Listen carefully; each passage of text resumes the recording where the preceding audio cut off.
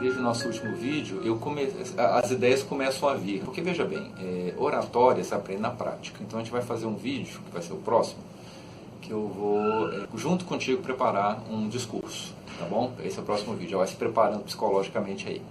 Mas eu quero compartilhar mais algumas ideias que me vieram depois do último vídeo, porque a cabeça vai funcionando sobre isso, né? Então anotei algumas coisas aqui. A questão do olhar. Tá? O olhar é uma coisa muito importante. Eu já falei sobre contato visual, mas às vezes a pessoa, ela fica, né? Eu conheci uma pessoa que dava aula olhando para cima. Eu acredito que por questão de timidez. Eu sei que no começo às vezes isso é um pouco complicado, mas o mais adequado é você olhar para as pessoas, né? Eu lembro de uma pessoa também que ela olhava assim, né? Então a gente tem que se auto-observar, né? O olhar deve ser uma coisa mais natural. Você fala e olha para as pessoas, né? E olha para um outro grupo, um grupo do meio, um grupo do lado, e você fixa em algumas pessoas, né? Cuidado para o que você está falando não poder parecer que você está falando para ela, né? Mas assim, você vai olhando, né? Para as pessoas e falando naturalmente. Então a questão do olhar é uma coisa que deve ser natural, né? E distribuído ali, né? Assim, fuzilar o povo, olhar, tá? Isso, né, é uma coisa interessante para desenvolver. Outra questão, na minha igreja, né, na igreja que eu pertenço, normalmente são 3 oradores. Não sei aí se você é da mesma igreja ou de outra, mas lá as pessoas são designadas e o último orador é que fica normalmente com um tempo maior. Um tempo pequeno para o primeiro, um tempo médio para o segundo e um tempo maior para o último. E esse último, ele tem algumas funções, se é o caso que acontece aí, e às vezes as pessoas não sabem disso. Por exemplo, ele tem que ajustar o tempo, né? Normalmente, quando eu era o último orador, eu recebia uma designação de 20 minutos. Às vezes o povo lá, isso já é um outro toque, tá? As pessoas, quando recebem uma designação de tempo, eu lembro uma vez que um orador de conferência geral estava falando porque eu estava trabalhando no meu discurso que eu tinha recebido o tempo de 13 minutos e meio. Quer dizer, é muito específico, né? Mas a pessoa, eu lembro uma vez, quando eu era bispo, né, era um líder, uma pessoa que estava discursando, que eu tinha dado 5 minutos, porque era uma pessoa que não tinha uma prática de oratória muito grande.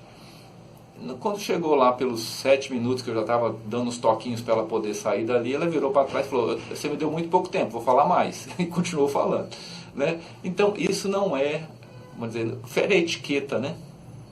Eu sou um pouquinho rigoroso, né? Eu acho que é até um desrespeito com a pessoa que recebeu o próximo tempo, especialmente o último orador, você vai comer o tempo dele. Você já ouviu falar do livro chamado Uma Obra Maravilhosa e um Assombro? Foi escrito por Lee Grant Richards. Lee Grant Richards foi um apóstolo. A última conferência que ele participou da igreja, ele tinha uma designação como último orador, uma conferência de estaca. Os oradores que o antecederam extrapolaram tanto tempo que ele ficou com 5 minutos para falar. E ele não participou de nenhuma conferência mais, ele morreu depois. Foi a última conferência que ele participou. E um orador que normalmente tem 40 minutos para falar numa sessão de conferência de 2 horas ou mais, né? Ele ficou com 5 minutos, porque os oradores estouraram o tempo. Então isso não é, vamos dizer assim, correto, é errado estourar o tempo. Mas ainda assim, voltando à questão do último orador, ele deve fazer esse ajuste. Não é porque ele ficou com 10 minutos e tinha 20 que ele tem o direito também de extrapolar o tempo. É um desrespeito para com as pessoas que estão ali assistindo. Elas têm o direito, né, de, a não ser que você seja o presidente da reunião e você sinta pelo espírito que você pode estourar o tempo. Senão, quando falta 5 minutos, acabou. Acabou, hein? E às vezes a pessoa está falando lá e o líder bota um bilhetinho, tem algum sistema para avisar que acabou, e a pessoa passa para uma outra história ainda.